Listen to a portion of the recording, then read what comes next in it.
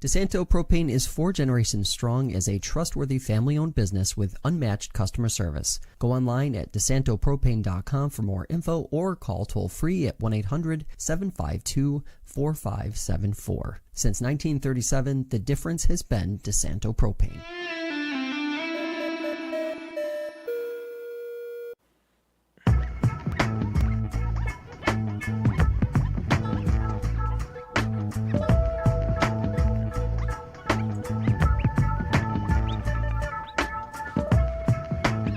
All right, everybody, welcome into Fresh Takes with Russo and Felice. I am Paul Russo, and next to me, as always, the man, the myth, the legend himself, Nick Felice. We are pretty much at the doorstep, as I would call it, of our summer stuff because NBA Finals wrapped up. We'll discuss that. We got the NBA Draft starting tonight. Talk about that, and then a couple sprinkles of baseball and a little bit of NASCAR potentially. Happy Paul Skeens Day. Happy Paul Skeens Day to those who observe. We'll make note of this also at the end. Show next week going into July 4th, and then we'll go into our summer podcast schedule of every other week until football season. So, Nick, good to see you. I know it's a little bit cooler out today. Glad to see you adjusted regularly for the temperature, that it cooled down a little bit. I will say at the Finger Lakes Times, their AC is good. Yeah. Very good. So I'm freezing in there. Yeah, it's not bad in here. We obviously got the big AC stuff up there, so that helps a little bit. But I've been pretty cold the whole day, pretty much cold. Really, I haven't just a couple walks here and there, walking in and out of buildings to experience the heat. But, sure. Yeah, nice. Fighting the weather. There you go. Yeah, we're fighting everything. What we're not fighting is a couple more of our ad partners, including Saga Falls Acupuncture, offering personalized treatments for pain and relief, women's health, digestive symptoms, cosmetic acupuncture, and more, helping you look and feel your best naturally. You can book your appointment online at sagafallsacupuncture.com to experience award-winning care right here in the Finger Lakes. And Weston Company Diamonds and Jewelry, full-service, family-owned jewelry store serving Auburn and the surrounding communities. You can check them out online at westoncompany.com or stop in and browse their selections at 10 Genesee Street in downtown Auburn. Weston Company, crafting fine jewelry since 1982. All right, Nick. Finally, we're almost at the finish line here for you because the Thunder won their first ever NBA final, first championship. That's right, they didn't take the Seattle one. Legally, they could not, thank God. So finally, Nick, your long nightmare of postseason basketball is over. You can go back to watching basketball now in peace. Yes. Congratulations. Thank you. Oh, this next season, listen, I know you're going to mention it, but I'm just going to say this now. I never want to see anyone get hurt. Right. You never want to see that. But next season without Tatum and Haliburton might be my favorite season of the whole like in the history of basketball. And Damian Lillard. Forgot about Damian Lillard because they're all number 0, all All-Stars, all in the postseason. Really? I didn't catch that. Yeah, they are all number 0. But yeah, we'll get to that in a moment here. Obviously, the Thunder, though, kind of punctuates what's been, I don't know about their season necessarily to lose, right? But, Shea gets MVP in regular season, also finals MVP. We talked about it a little bit last week, right? About how, where does this team kind of fall if they were to hypothetically lose? It was interesting. Kind of thought maybe we call, also includes the Haliburton injury a little bit. It was weird. They kind of felt like, I don't know if they, obviously you're not prepared to not go up against a team's best player or anything like that, but it was weird how it kind of took them a while to, I feel like, kind of just take over that game. The Pacers were in Game 7 for a while. And I believe at halftime. Yeah, I mean, it was just one of those things where it was like kind of crazy that I guess it happened the way it did. OKC just kind of not struggling. Game 7s are kind of historically, right, these rock fight type, really defensive games. So it just took a while, I think, for a lot of things to get going. And, when push came to shove, obviously, it helps you don't have to worry about one guy in that sense. And OKC just, that third quarter run that they had, kind of their staple of sorts throughout the season and through the postseason, and come away winning Game 7 and kind of cementing, I guess, the Sam Presti style in a way. I'm sure they would like to solidify that even more next year, but It's one of those things where I think, if they don't get it done this year, it was probably going to be a lot of question marks maybe going into the off season. And, now they're kind of either, maybe answered or at least calmed for now going into tonight being the first round of the NBA draft. We'll have more, obviously, on that in a little bit here, but, kind of quiets some people and really fires up their own fan base. Well, these are two. It's always fun to see a Game 7 for the championship because it's like football, college basketball type feel where it's one game and it's over, and the winner's the champion, the loser's out. And when you look back at this series and you see the Thunder and Pacers, two teams that had great rebuilds with their franchises, you kind of forget that in the early 2010s and middle 2010s. That these two teams were some of the better teams in the league. The Thunder when they had Durant and Westbrook, and the Pacers when they had the Paul George, post Danny Granger era. These two teams were great teams, so you can look at it as small market, surprising teams to make the finals this year. But these are two franchises that were pretty good not that long ago, and they got back here and. It's the Thunder who get it done after, that one year when they went to the finals, lost to the Heat. So it's been a while since they've been here, and they get it done after a successful year last year, and then to top it off with an even better year this year. And you mentioned his name, Presti there.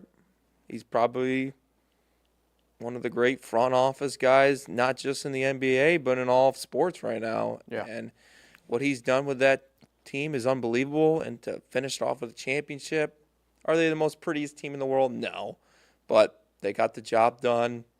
You thought maybe the Pacers could, the way they were playing for most of that game, they can try to build off Haliburton injury and win it for him because it's just one game. You still had to go out there and beat them. The Thunder did, and they went out there, had a great third quarter, got it done. And hats off to, the Thunder getting it done. But you look at the other side of it, the Pacers, you're so close. One game away. And we've seen them, like I just mentioned, in the early 2010s, they were close. Yeah. It's just, you wonder if they'll ever win a championship. Yeah. Especially next year without no Haliburton. Yeah. Well, to that end, right, I mean, the Thunder thing has been a slow burn. I mean, Presti's been there since the start in Oklahoma City. Obviously 2012, and they just couldn't get it done in, that run post that they had. And I think, like I said, it mattered a lot there. And, yeah, I mean, for the East now, and maybe this can go a little bit deeper into that other stuff, right, that I mentioned involving the draft and stuff like that, Haliburton goes down. An injury that obviously in the regular season with that strained calf, he's probably not playing at all, but obviously postseason you in Game 7 you're going to be. Yeah, I mean the East was going to already kind of be a bit of a not wild card, but it was going to be a free for all only because look, the Celtics are already kind of, and it's interesting kind of see the trades they've done. They kind of are accepting this upcoming year was probably going to be a little bit of a wash year type deal, right? Orlando goes out, does that Desmond Bane trade. And now we're seeing Boston make more trades and stuff like that. Indiana's probably going to try and get some sort of one-year replacement in, presumably, right, for Haliburton. We already know what the Knicks are capable of in that sense. Without a head coach. Well, still. It's one of those things where it's going to be interesting to kind of see how stuff plays out, right? And I mentioned to include the draft right here only because the Thunder, for example here, they want to trade in. They have draft capital to trade into the top 10 of this draft, right? It's kind of crazy that they're in a position for them where they can really go and restock in such a way. It's the start of a dynasty. Yeah, well, you would think, right? And we'll have to see. They're not going anywhere. Well, on paper, no. The tough part with them is in the next coming years, speaking of paper, those guys are going to want some, You're not going to be able to pay everybody in that sense. So it will be interesting kind of see, right, like I said, how that plays out and everything like that. NBA draft tonight, Cooper Flag, presumably, barring some sort of craziness, going number 1. Harper goes number 2 to San Antonio, more than likely, and after that, it kind of appears to be kind of everywhere, right? Main talking point kind of seems to be still Ace Bailey. Like, what's going on there? It was pretty interesting. Some of the stuff I didn't notice until like this weekend. Like, I know when we were hanging out, Nick, some of the stuff was coming out about he's not taking any meetings with anybody. I joked the only meeting he took was with the New York Mets because he threw out the first pitch the other night there. It's one of those things where it's kind of crazy. I don't know. This draft, to me, talent-wise, is really top-heavy, right? I don't know. I don't know if you're going to find a Jokic, for example, just randomly in the second round on tomorrow, obviously, the way it's done now. My favorite tomorrow. I don't know. But maybe we can save that opinion for in a little bit. But, yeah, I don't know how you feel about, some of these teams like OKC can trade into the top 10. They want to trade into the top 10. I know Boston, who has kind of, in my mind, the last big trade piece. I know they're kind of throwing people, I think, off the scent, but like Jaylen Brown's kind of the last trade piece, I think, for them at the moment that they really would look into moving. They want to try and somehow get into like the top like 10 or maybe even 5 to make a pick. It's crazy. I don't know. It's gonna suck for me a little bit. I have baseball tonight, so I'm not gonna be able to watch live. I'll be able to keep up, but I don't know if it's gonna be anything crazy like the craziest draft we've ever seen or anything like that. But I'm anticipating maybe a little bit of chaos tonight. Where's the draft? New York City? Think so? Philly? I don't know where. I have no idea. Yeah. All I do know is that there's going to be like 10 or 12 players tonight that will be wearing the wrong hat because the trade is rights. pending. Yep. Even though we're doing trades in the middle of the NBA Finals, but it's pending here in the NBA Draft. It's just gotten out of hand, the trades during the draft, and that they can't let them wear the hat. It's the stupidest thing I ever seen in my life, and makes me hate the NBA Draft. and it's never been that.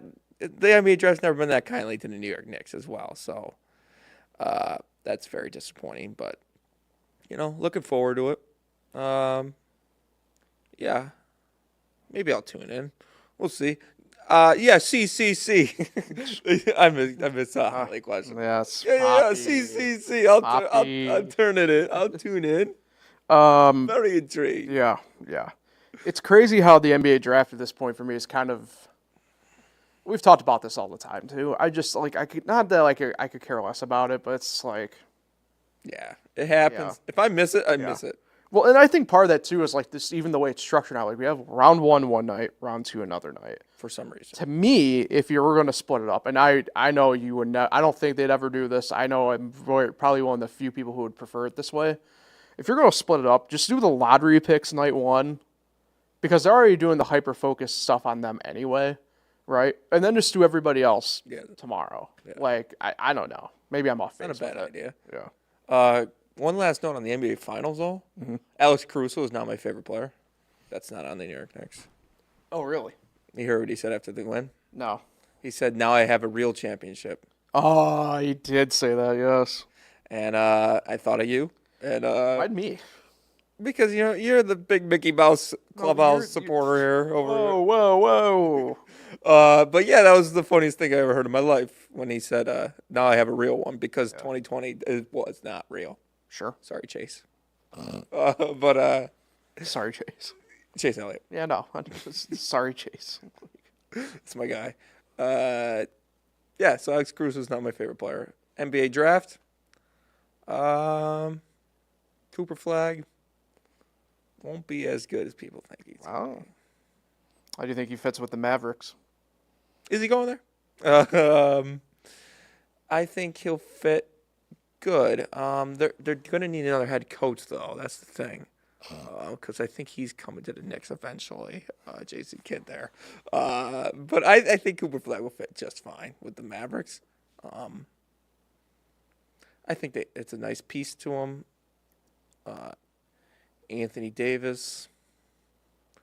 It's a big year for Anthony Davis. We're going to find out if he's getting over the hump. Is his career coming to an end here? Gotcha. I didn't know how you were framing that there for a minute.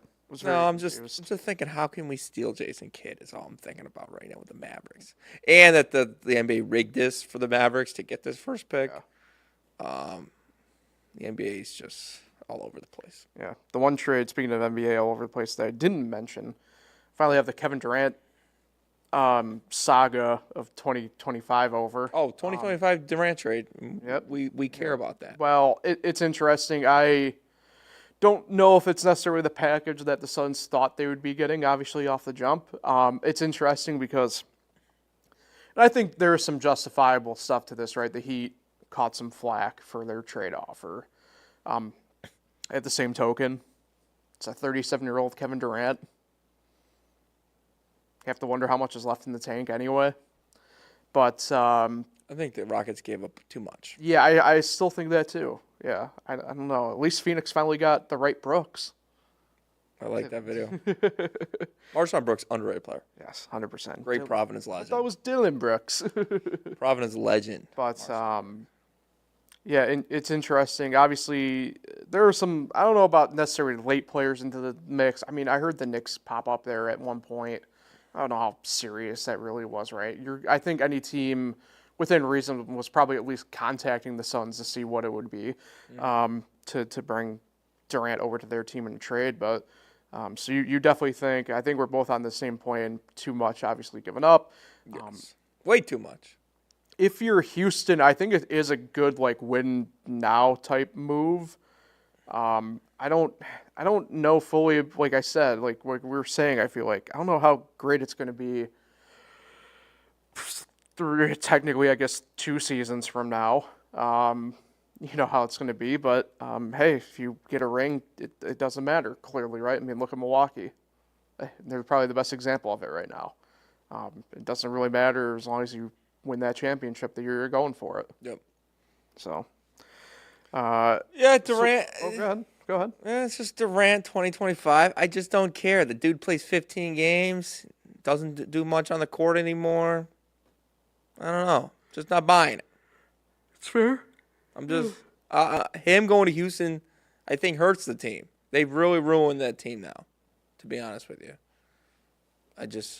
they were on the rise. To give up. I know Jalen Green's got a lot of flack for his play in the playoffs. It was his first playoffs, and to give up on him that quickly is ridiculous. Yeah. I did not agree with that at all. Yeah, I think it came down to them probably picking and choosing who, right, was out of the two, out of him and Jabari were probably the one they'd prefer to stick with. And then you mentioned a little bit the Portland Trailblazers to give up on that kid too. What's his name? Simons? Oh, Anthony Simons, yeah. To give up on him as well. I don't know what Portland's plan is. What do they want Drew Holiday for? He's over the hill. Yeah. And I don't know, some of these trades, it don't make sense. The KP one, that was interesting. I don't know what's wrong with KP, by the way. I don't know why he didn't play much in the playoffs. He was dealing with that illness or whatever. Yeah, it's interesting. But there was a lot going on. Obviously, they're just trying the past couple of days. I don't know what that Pelicans Wizards deal is involving Poole and McCollum. I don't know how that benefits either team.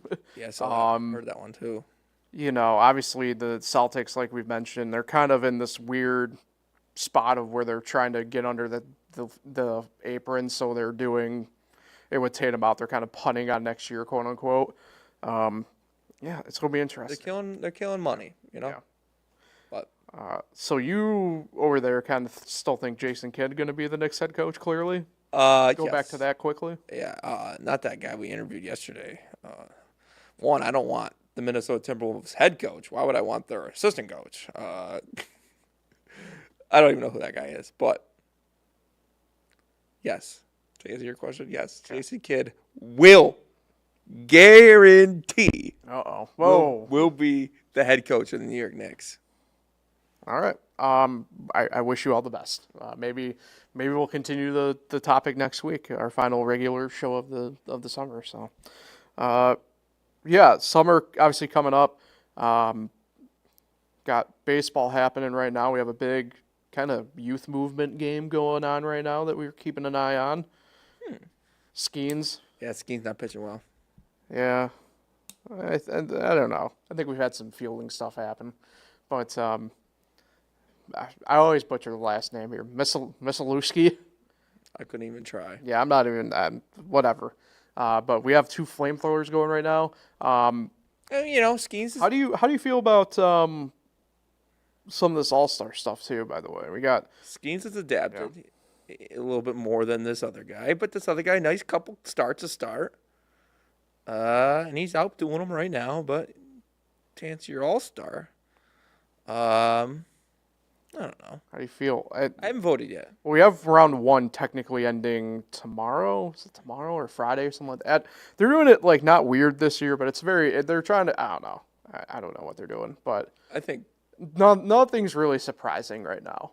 I'd say. No, not All-Star wise. The biggest storyline right now in baseball has to be Cal Raleigh, though. What he is doing. Dumpy. The big dumper. What he's doing with Seattle. 32 bombs, which is the most home runs by a catcher before the All-Star break. And the All-Star break, a couple weeks away still. A few weeks away. And he's just, if he can break Aaron Judge's record this year, which he's on pace to do at the moment, he has to win MVP in my mind. Because I don't care what the team does. We were giving out MVPs to Shohei and Trout all those years, and that team not was Jacob trash. Wilson. What? Not Jacob Wilson. Oh, well, Jacob Wilson is. He is. Ladies and gentlemen, we got him. He's our son. Because Jack Wilson's a Pirate for life. And, yes, Jacob Wilson has come on the scene and done a great job this year. I just wish his father could hit like that because. His father did hit like that. He was Not like that, but he hit. His father hit like that, but just not like that. Yeah, I mean, don't disrespect Jack. Come on now. Great fielder. Disrespect. Great fielder. Yeah, one of the best one-time fielders. All-Star. One of the best fielders of all time. Yes. And yeah, Jacob Wilson is the rookie of the year. I don't know about MVP. Cal Raleigh, though. I thought I was. What's your thoughts on the big dumper? I like him. I like what he's got. My main thing with that, I guess this is a Seattle thing. Like, how come they just can't figure this out? You know what I mean? Figure what out? You know what you need every The trash of the franchise? You know what you need every offseason, and yet you're burning Cal Raleigh. You're burning him. And for what? They're just not consistent. You know? Last year was all pitching and no hitting. This year, the hitting's kind of stepped up, and the Yeah. pitching's been kind of lagging. Yeah. And yeah, we could say it. We could put Pete Carroll on the hot seat here. Jerry DiPoto, who is I'll put DePoto on the hot seat. yes. I don't mind that. If they don't make the playoffs this year, that guy's got to go. Yeah.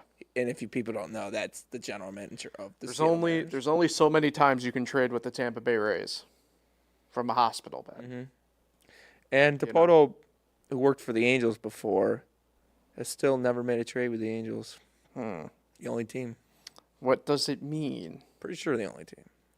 It means he doesn't have a great relationship with them.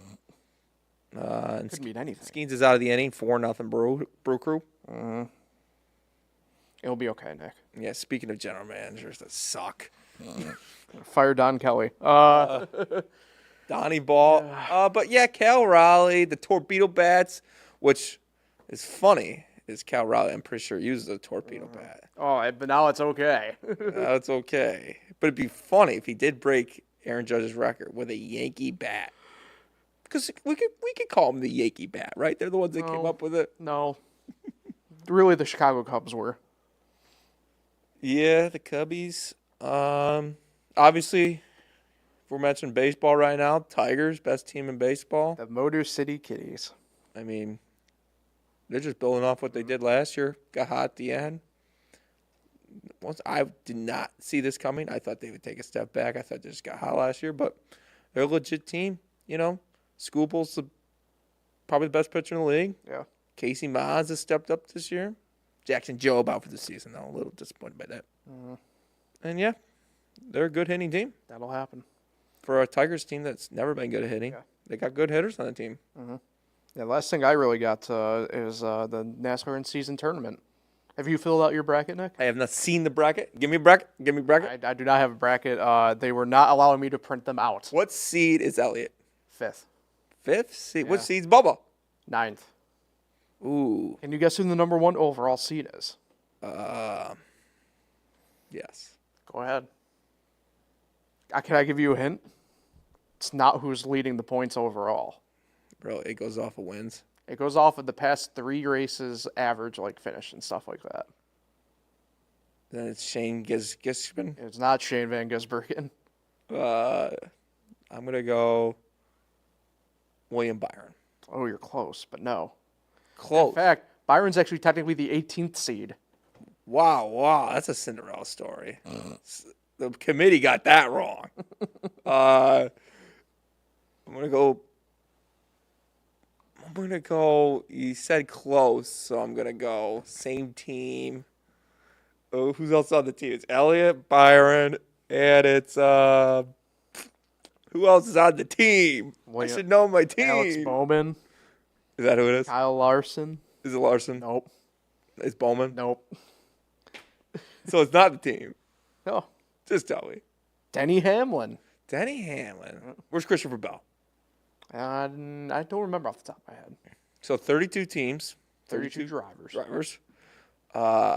All you got to do is 5 races. beat the driver you're going You against. advance. Yep. For $1 million. $1 million. Starts this week at Atlanta. So, Then we head to Sonoma. Or Yes. no, sorry. Then we head to Chicago. and it's just no reseeding, just a regular bracket. Yep. Interesting. I've seen some college bracketology people on Twitter actually get into the NASCAR bracketology. It's pretty interesting. Yeah, so 5 brackets. Is there 5 anything? rounds Is there any like challenges I can enter? on NASCAR.com. NASCAR.com. I might Send you a link. Yeah, send me a link. I want to play. I'll tell you who I have winning my bracket. Chase Elliott. Number 5 seed. Yep. I feel like this bracket is going to be like how PGA used to do match play. They used to do the tournament, and it was tons of upsets. Yeah. I just feel like this is going to be. Well, I mean, literally the first 3 races are all kind of de facto wild cards anyway. Atlanta this weekend is a drafting style track now. You go to Chicago and Sonoma back-to-back road and street courses. Then you go to Dover for the semifinal, and Indianapolis is the championship race. So all for $1 million. That's cool. In-season tournament. Mix it up. Get something to look forward to during the season. On TNT. Yep. Coincidence? They also have March Madness. So is there going to be... Or can he run into I the can't board? even say the joke. Is there going to be another driver matchup on True TV? No. Although True TV, I think, is having like an alt cast Nice. for each race. So That'd be interesting. See how it goes. yeah. Guarantee big upsets. Oh yeah, for sure. Who's the 32 seed? I mainly cannot remember off the top of my head. Hold on. There's only like 40 drivers, We have the technology. Give me a second. to begin with. I just feel like there's going to be big upsets. But then again, NASCAR is a I have a sport. Cracker Barrel ad pop up. But What is NASCAR is a going on? sport where there's not a lot of upsets that happen. You don't really see the 32nd driver win a race. Well, Shane Van Gisbergen did. Okay, here we go. Denny Hamlin, the 1 seed. Ty Dillon's the 32nd seed. It's going to be a name. Oh, it's Austin. No, it's Ty. Austin. I thought it was Austin Dillon's going to be a name. Oh, right. Yeah. Neither one's a name. Chase is the 5th seed. Chase is actually facing Austin Dillon in the first round. Dillon's a trash. Whoa. Christopher Bell's the 4 seed. Briscoe the 2 seed. Byron at 18, I told you. I will say the championship week. Larson's the 10th seed, by the way. Nice.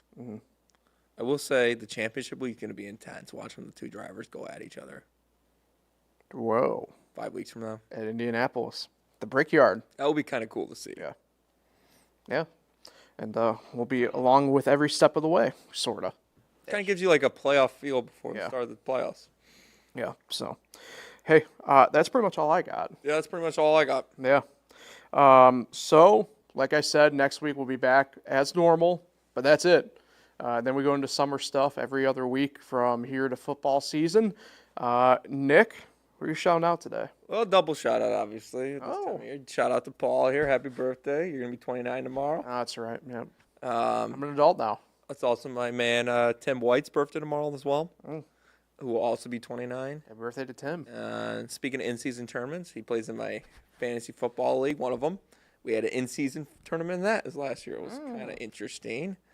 And the guy who won the in-season tournament also won the league. So Convenient. it wasn't Tim. It was Jakeem Brown. So shout out Jakeem. Triple shout out. He had that experience though from the in-season tournament. Yes. You know. Yeah, the in-season tournament went over pretty well. There you go. That was kind of cool. And, yeah, shout out Tim. Birthday tomorrow. I bring it to Jerry 1. What's that? Bring it to Jerry 1. I couldn't even imagine requesting that. I will. In-season tournament. I will.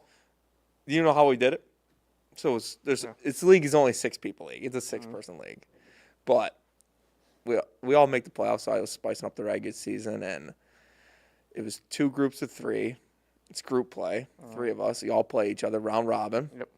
And for the first 3 weeks, the tournament's 5 weeks long. First 3 weeks is round robin, and the last 2 weeks semifinals and championship. Yeah. And then there was also consolation matchups as well. So it was pretty cool. Went over pretty well, I thought. We'll see if it comes back this fall. But, yeah. That's what I mean. We need to bring it to Jerry 1. Yeah, it'd be cool. Oh, I forgot to mention the reason what we're playing for. You were what were we playing for? Oh, I got it. We were playing for on your first playoff game, only your first playoff game, you got a 10-point bonus. Oh. Or was it 15? Might have been 15. That's big. It was big. It's big. Yeah. So there's something that you're playing for as well. Yeah. No, that was cool. I'm on to something. Yeah. All right. That'll do it. Appreciate everybody for listening and tuning in. Back at it again next week. Enjoy the weekend, everybody. We'll talk again next week.